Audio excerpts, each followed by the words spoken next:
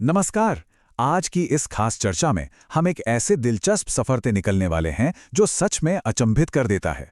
ये सफर है भुवन चंद्र खंडूरी जी के जीवन और उनकी विरासत का। ये सोचने वाली बात है, एक तरफ सेना का वो सख्त अनुशासन और दूसरी तरफ भारत की जटिल राजनीति। सशस्त्र बलों में दशकों बिताने के बाद सीधा राजनीतिक नेतृत्व के शिखर तक पहुंचना कोई आम बात तो है नहीं। ये बदलाव अपने आप में लीडरशिप का एक बेहतरीन मास्टर क्लास है। तो चलिए बिना किसी देरी के इस कहानी की गहराई में उतरते हैं।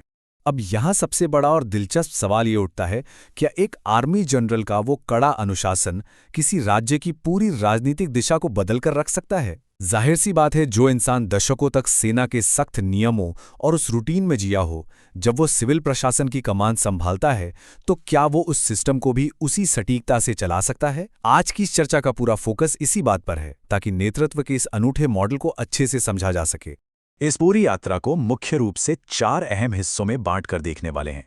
सबसे पहले उनका शानदार सैन्य करियर, उसके बाद सड़क क्रांति और उनका केंद्रीय राजनीति में आना, फिर बात होगी उनके सुशासन और ऐतिहासिक लोकायुक्त की, और आखिर में उनके द्वारा छोड़ी गई एक बेहद पारदर्शी विरासत की। तो चलिए शुरुआत करते हैं पहले हिस्से से, यानी उनका शानदार सैन्य करियर। साल था 1954 जब उन्होंने भारतीय सेना के कोर ऑफ इंजीनियर्स को ज्वाइन किया।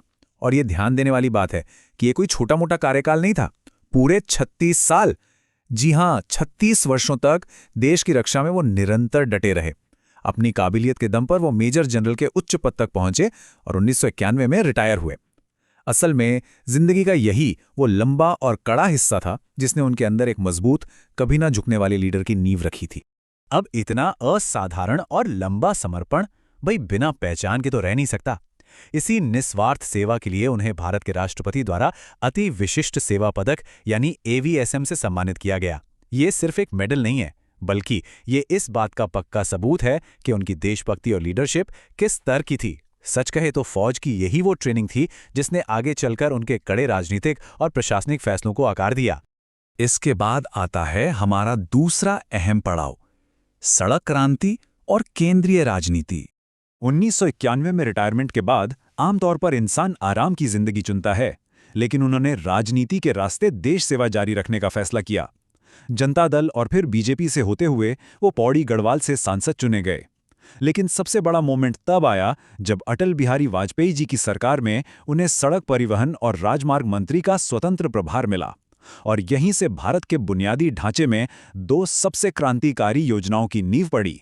और इनमें सबसे पहली थी स्वर्णिम चतुर्भुज योजना या गोल्डन क्वाड्रिलैटरल। ये कोई मामूली सड़क प्रोजेक्ट नहीं था, ये एक पूरी की पूरी सड़क क्रांति थी जिसने भारत के 4 बड़े महानगरों को एक धागे में पिरो दिया। इसके साथ ही प्रधानमंत्री ग्राम सड़क योजना ने पहली बार देश के दूर दराज के गांवों तक पक्की सड़कें पहुंचाईं। मतलब देश की कनेक्टिविटी का पूरा नक्शा ही बदल गया। इस काम में जो स्पीड और परफेक्शन दिखा, वो सीधे तौर पर उनके फौजी बैकग्राउंड का ही नतीजा था। अब बात करते हैं तीसरे और शायद सबसे असरदार हिस्से की, सुशासन और ऐतिहासिक लोकायुक्त। तो केंद्र में सड़कों का जाल बिछाने के बाद उन्होंने उत्तराखंड के मुख्यमंत्री के तौर पर कमान संभाली।